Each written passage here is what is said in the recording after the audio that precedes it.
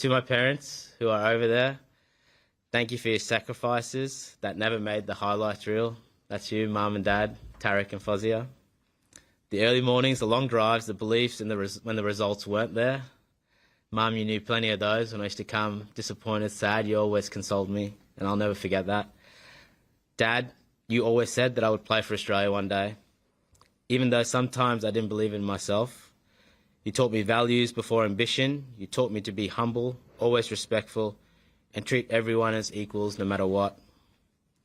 And that grounded me through everything that followed. I hope I repaid your sacrifice in leaving everything behind in Pakistan to come to Australia to give us kids a better life.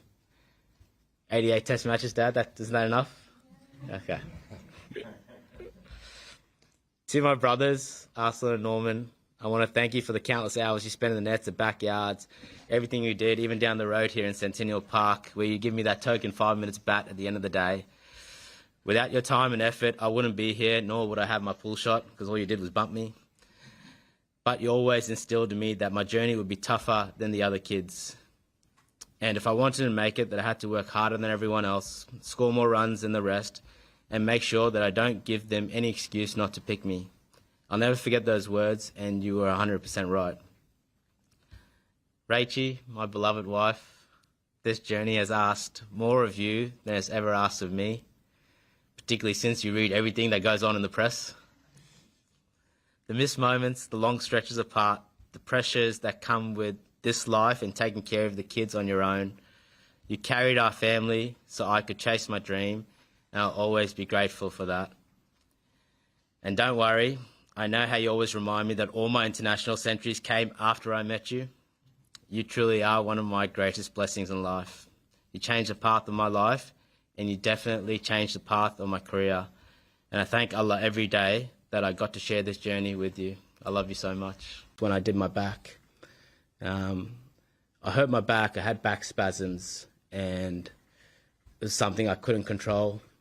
And the way, I don't want to say you specifically, but the way the media and the past players came out and attacked me, I mean, I could have copped it for 2 days, but I copped it for about 5 days straight.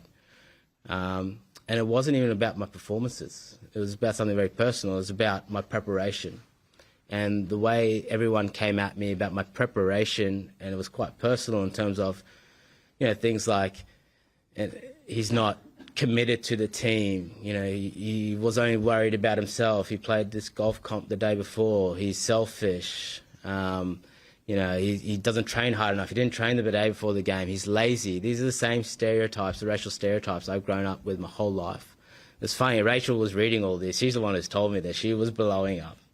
I remember being in the car next to her, and I was just laughing. And then she got even more angry. She said, "Why are you laughing?" I was like, these are the same racial stereotypes I've been handling my whole life. I just thought that the media and the old players and everyone else had moved past them. But we obviously haven't fully moved past them, because I've never seen anyone being treated like that in the Australian cricket team before. For the performances, yeah, but not for the uncontrollables, the way you guys went at me.